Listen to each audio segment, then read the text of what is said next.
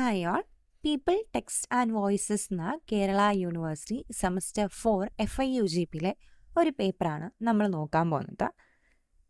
അതിൽ module 1 adventure journeys and questions എന്നാണ് module 1ൻ്റെ പേര്. അപ്പോൾ ആ മൊഡ്യൂളിൻ്റെ പേര് കേൾക്കുമ്പോൾ തന്നെ മനസ്സിലാവും എന്തൊക്കെയോ കുറച്ച് സാഹസിക പ്രവർത്തനങ്ങളെ പറ്റിയിട്ടും യാത്രകളെ പറ്റിയിട്ടും കണ്ടുപിടുത്തങ്ങളെ പറ്റിയിട്ടും ഒക്കെയാണ് ഈ മൊഡ്യൂൾ വരുന്നത്. അപ്പോൾ നമ്മൾ നോക്കാൻ പോകുന്നത് the adventures of Huckleberry Finn, Mark ട്വെയിൻ്റെ the adventures of Huckleberry fin.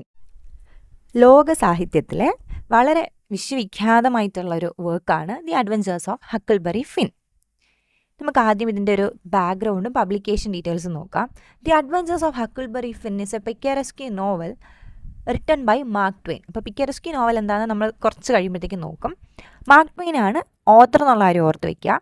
It was first published in December 1884 in the UK and February 1885 in the USA. അപ്പോൾ ആദ്യമായിട്ട് ഇത് എഴുതി പബ്ലിഷ് ചെയ്യപ്പെടുന്നത് 1884 UK-യിലും പിന്നീട് USA-യിലും അത് പബ്ലിഷ് ചെയ്യുകയുണ്ടായി. The novel is widely regarded as one of the great American novels. അപ്പോൾ great American novel എന്ന് അറിയപ്പെടുന്ന ഒരു നോവൽ കൂടിയാണിത്. ലിറ്റററി ഇമ്പോർട്ടൻസ് ആൻഡ് സ്റ്റൈൽ നോക്കാം. It is one of the first major American novels written entirely in vernacular English reflecting everyday speech. ഈ നോവലിൻ്റെ മറ്റൊരു പ്രത്യേകതയാണ് അമേരിക്കയുടെ ആ ഒരു കൊളോക്കിയൽ ലാംഗ്വേജ്, വെർനാക്കുലർ അല്ലെങ്കിൽ ഡെയിലി ലൈഫിൽ അമേരിക്കൻ ആൾക്കാർ ഏത് ഇംഗ്ലീഷാണോ യൂസ് ചെയ്യുന്നത് അതേ ഇംഗ്ലീഷിലാണ് ഈ ഒരു നോവൽ എഴുതിയിട്ടുള്ളത്. The novel uses local colour regionalism especially in its depiction of the Mississippi river region. ആ പേരൊന്ന് ഓർത്ത് വയ്ക്കാം. മിസിസിപ്പി എന്ന് പറയുന്ന അമേരിക്കയിലുള്ളൊരു സ്ഥലമുണ്ട്. അവിടുത്തെ റിവർ റീജിയൻ കുറച്ചൊരു അവിടുത്തെ എന്താ പറയുക ഒരു ലോക്കൽ ഏരിയ അല്ലെങ്കിൽ ഒരു ഗ്രാമീണ മേഖല എന്നൊക്കെ വേണമെങ്കിൽ നമുക്ക് പറയാം. അങ്ങനത്തെ ഒരു ഏരിയയിൽ കളറ് വെച്ചിട്ട് കളറിസം ഒക്കെ ഇപ്പോൾ കറുത്ത വർഗ്ഗക്കാർ, വെളുത്ത വർഗ്ഗക്കാർ എന്നൊക്കെയുള്ള ആ ഒരു രീതിയിൽ പറഞ്ഞു വയ്ക്കുന്നുണ്ട്. It is the direct sequel to the adventures of Tom Sawyer. ഇനി ടോം സോയർ എന്ന് പറഞ്ഞിട്ട് മാർക്ക് ട്വെയിൻ്റെ തന്നെ മറ്റൊരു നോവൽ ഉണ്ടായിരുന്നു. അതിൻ്റെ രണ്ടാം പതിപ്പ് അല്ലെങ്കിൽ അതിൻ്റെ തുടർച്ചയായിട്ട് വരുന്ന അടുത്തൊരു നോവലാണ് adventures of Huckleberry Finn. The story is narrated in the first person by Huckleberry Finn, who also narrates two later Twain novels. അപ്പോൾ ഈ കഥയുടെ നരേറ്റർ ആരാണ്? ഹക്കിൾബറി ഫിൻ തന്നെയാണ്. പിന്നീട് ഹക്കിൾബറി ഫിൻ കഴിഞ്ഞിട്ട് 2 നോവലുകൂടെ മാർക്ക് ട്വെയിൻ ഈ ഒരു സീരീസിൽ എഴുതുകയുണ്ടായി. ആ രണ്ടിൻ്റെയും നരേറ്റർ ഹക്കിൾബറി ഫിൻ തന്നെ ആയിരുന്നു. Huck is presented as Tom Sawyer's close friend but with a more realistic and critical outlook. അപ്പോൾ ആദ്യം വന്ന ടോം സോയറിലെ ആ ടോമിൻ്റെ ബെസ്റ്റ് ഫ്രണ്ടായിട്ടാണ് നമ്മൾ ആദ്യം ഹക്കിനെ പരിചയപ്പെടുന്നത്. പക്ഷേ നമ്മുടെ ടോം സോയറിനേക്കാളും കുറച്ചും കൂടി റിയലിസ്റ്റിക് ആയിട്ടും ജീവിതത്തോടൊരു ക്രിട്ടിക്കൽ ഔട്ട്ലുക്കുള്ള കുറച്ചും കൂടി കൃത്യമായിട്ട് ജീവിതത്തിനെ നോക്കിക്കാണുന്ന ഒരാളും ആയിരുന്നു നമ്മുടെ ഹക്ക്. ഇനി നമുക്ക് കഥയിലേക്ക് പോവാം. The story begins in 1840s Saint Petersburg, Missouri. അപ്പോൾ സെൻറ്റ് പീറ്റേഴ്സ്ബർഗിൽ 1840 ഈ ഒരു കഥയുടെ ആരംഭം വരുന്നത്. Huck has gained a large sum of money after the events of Tom Sawyer. അപ്പോൾ ടോം സോയറും ഇതുപോലെ തന്നെ ഒരു അഡ്വഞ്ചർ കഥയാണ്. അതിനകത്ത് ടോം സോയറിൻ്റെ ബെസ്റ്റ് ഫ്രണ്ടായിട്ട് നമ്മുടെ അടുത്ത് ഹക്കിനെ പരിചയപ്പെടുന്നുണ്ട്.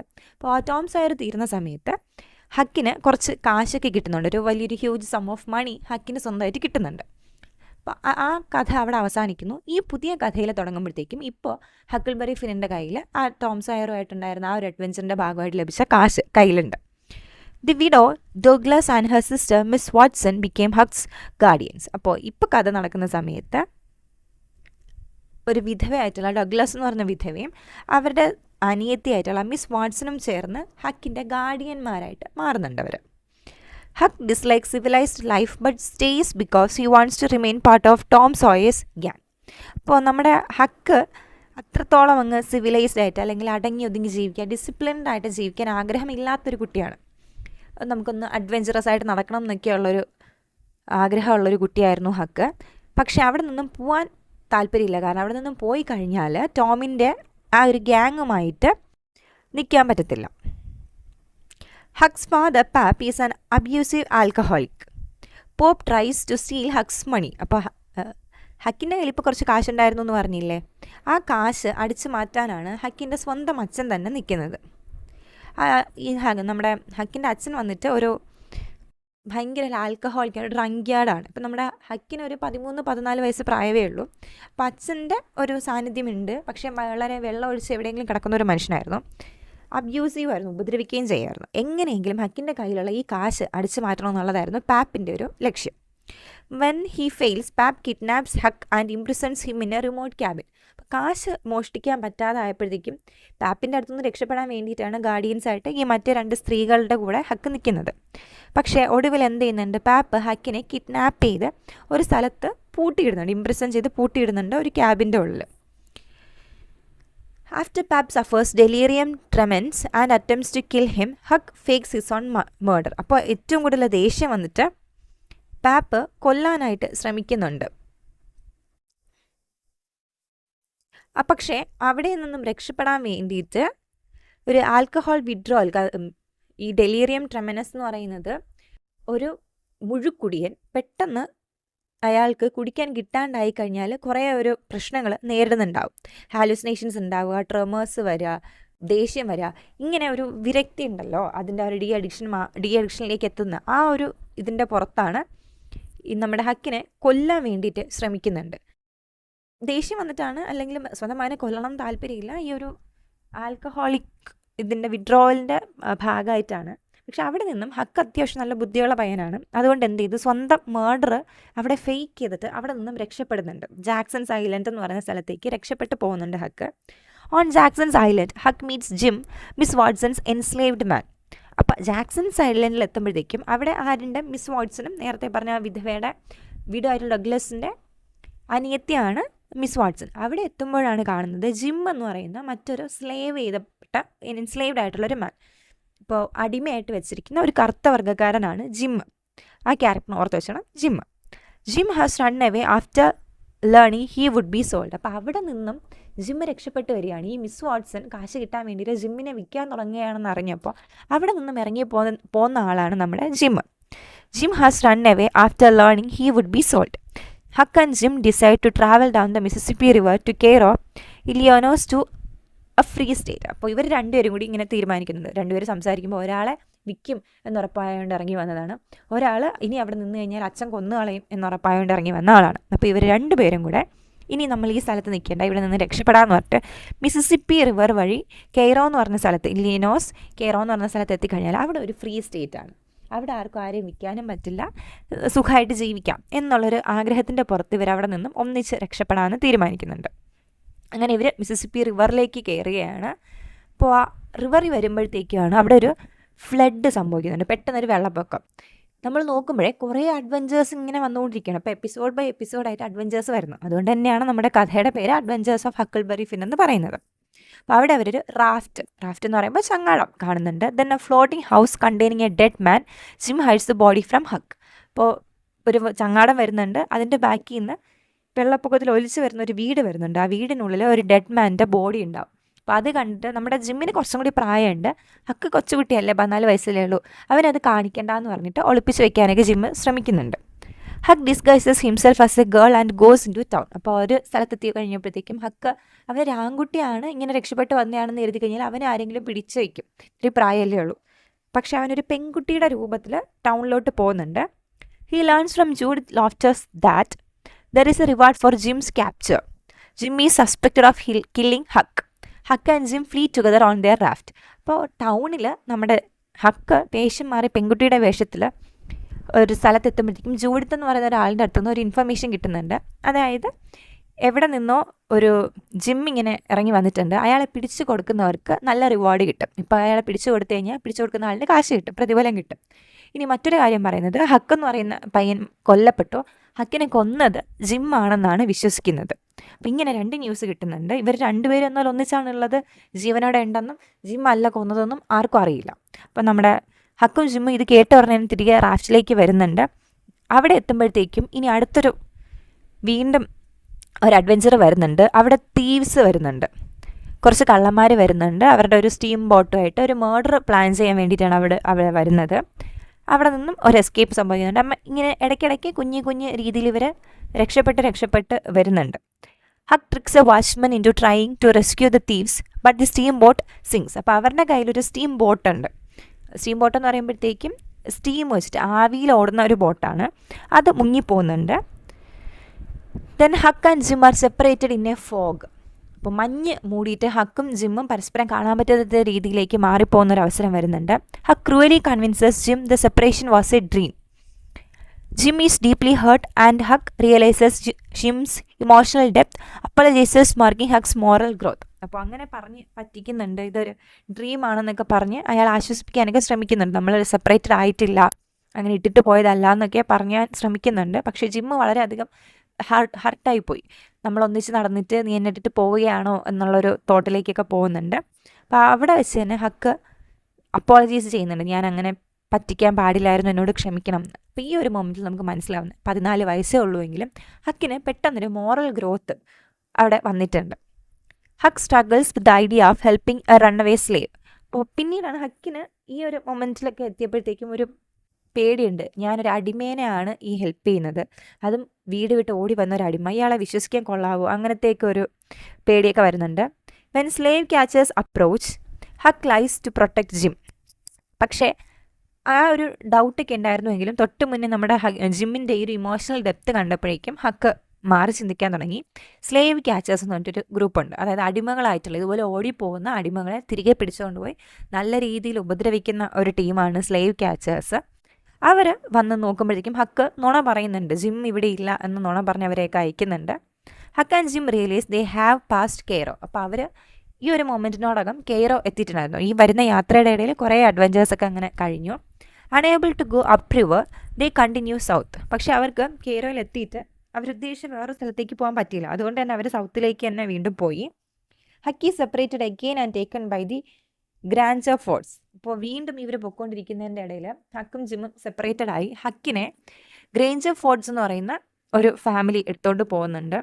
The Grangerfords are involve in a 30-year feud with the Shepherdsons. ഇനി അവിടെ വീണ്ടും ഒരു കഥ വരുന്നത്, ഈ കൂട്ടിക്കൊണ്ട് പോകുന്ന ഗ്രേഞ്ചർ ഫോർട്സ് എന്ന് പറയുന്ന ഈ ഒരു ഫാമിലി ഗ്രൂപ്പ് അവർ ഷെപ്പേർഡ്സൺസ് എന്ന് പറയുന്ന മറ്റൊരു ഫാമിലി ആയിട്ട് ഒരു ചിരകാല വൈരികളാണ് അവർ, അതായത് ഭയങ്കര ശത്രുക്കളാണ്. After a secret elopement, a violent ambush kills all the Granger Ford men. അപ്പോൾ ഇവർ തമ്മിൽ ശത്രുതയുണ്ടല്ലോ, ഈ ഷെപ്പേർഡ്സൺസ് വന്നിട്ട് അവിടെ ഉണ്ടായിരുന്ന സകല ഗ്രേഞ്ചർ ഫോർട്സിനെയും കൊന്നുകളയും. Huck escapes and reunites with Jim who has repaired the raft. അപ്പോൾ അവിടെ നിന്നും കഷ്ടിച്ചാണ് ഹക്ക് രക്ഷപ്പെടുന്നത്, അല്ലെങ്കിൽ ഹക്കും ഗ്രേഞ്ചർ ഫോർഡാണെന്ന് എഴുതിയിട്ട് കൊല്ലേണ്ടതായിരുന്നു. പക്ഷെ അവിടെ നിന്നും ഹക്ക് രക്ഷപ്പെട്ട് ജിമ്മിൻ്റെ അടുത്ത് എത്തുന്നുണ്ട്. അപ്പോഴേക്കും ഈ പൊട്ടിപ്പോയ ആ സ്റ്റീം ബോട്ടുമായിട്ടൊക്കെ തകർന്ന് പൊട്ടിപ്പോയ ഈ റാഫ്റ്റിനെ, ചങ്ങാടത്തിനെ ജിമ്മ് ശരിയാക്കി എടുക്കുന്നുണ്ട്. അപ്പോഴാണ് അവിടെ രണ്ട് വേറെ ആൾക്കാർ വരുന്നത്, കിങ്ങും ഡ്യൂക്കും.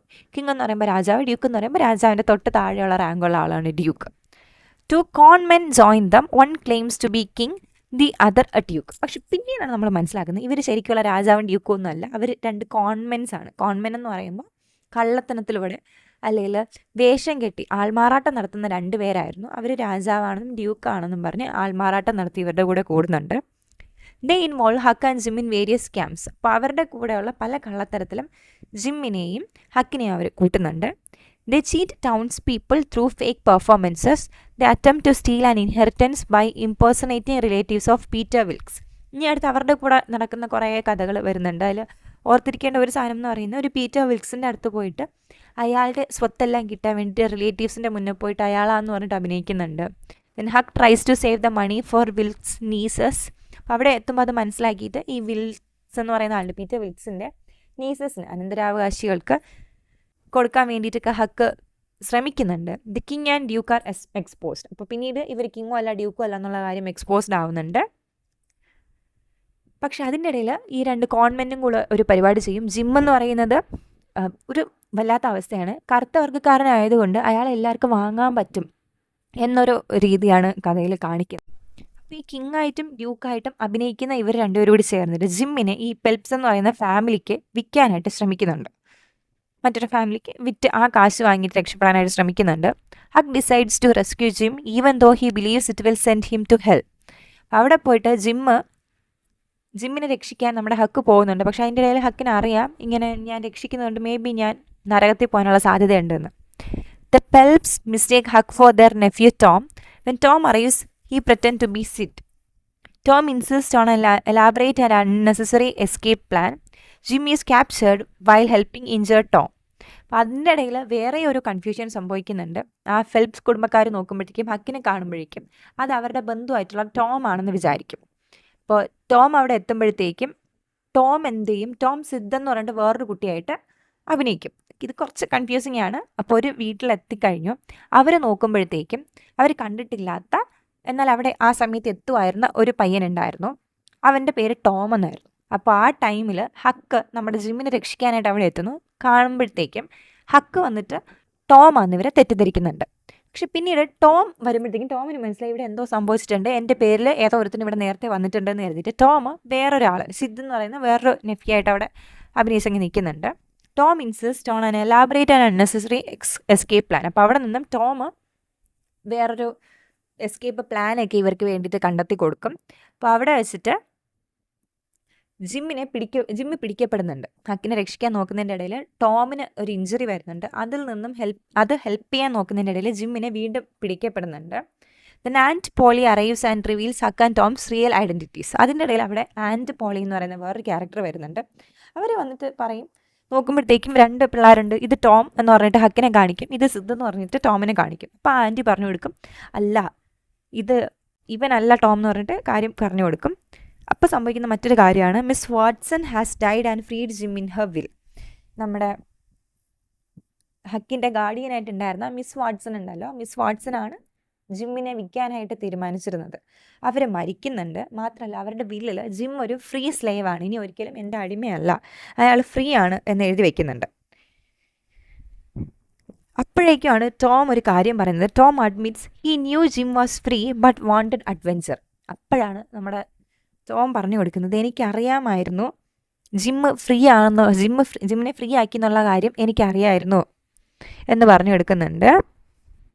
കാരണം Jim reveals that the dead man in the floating house was Pap Finn. ഇനിയാണ് ടോം കുറേ കാര്യം, ടോം നമ്മുടെ നേരത്തെ ടോം സോയർ തന്നെയാണ്. അപ്പോൾ ടോം വന്നിട്ട് പറയുന്നത്, എനിക്ക് അറിയായിരുന്നു ഈ നമ്മുടെ ജിമ്മിനെ അടിമയല്ലാണ്ടാക്കിയ കാര്യം എനിക്കറിയായിരുന്നു. മാത്രമല്ല നേരത്തെ ഇവരൊരു ഫ്ലോട്ടിംഗ് ഒരു വീട് കണ്ടു, ആ വീടിൻ്റെ ഉള്ളിൽ ഒരു ബോഡി ഉണ്ടായിരുന്നു, അത് നമ്മുടെ ജിമ്മ് ഒളിപ്പിക്കുകയൊക്കെ ചെയ്തിട്ടുണ്ടായിരുന്നു. അത് മറ്റാരും അല്ല, ഹക്കിൻ്റെ അച്ഛനായിട്ടുള്ള പാപ്പ് ഫിന്നായിരുന്നു. അപ്പോൾ അദ്ദേഹവും മരിച്ചു. Huck decides to flee to Indian territory to avoid being adopted. ഇനിയും ഹക്ക് ഇവിടെ നിന്ന് കഴിഞ്ഞാൽ ഹക്കിനെ വീണ്ടും ആരെങ്കിലും ദത്തെടുക്കും. അതുകൊണ്ട് അത് ഒഴിവാക്കാൻ വേണ്ടിയിട്ട് ഹക്ക് വേറെ ഇന്ത്യൻ ടെറിട്ടറീസിലേക്ക് മാറിപ്പോവാം എന്നിങ്ങനെ തീരുമാനം എടുക്കുകയാണ്. He cannot stand being civilised again. വീണ്ടും അവനെ ആരെങ്കിലുമൊക്കെ വളർത്തി നന്നാക്കാം എന്നൊക്കെ ചിന്തിക്കുന്നതിന് എതിരായിട്ടാണ് അവന് ഫീൽ ചെയ്യാൻ തുടങ്ങിയത്.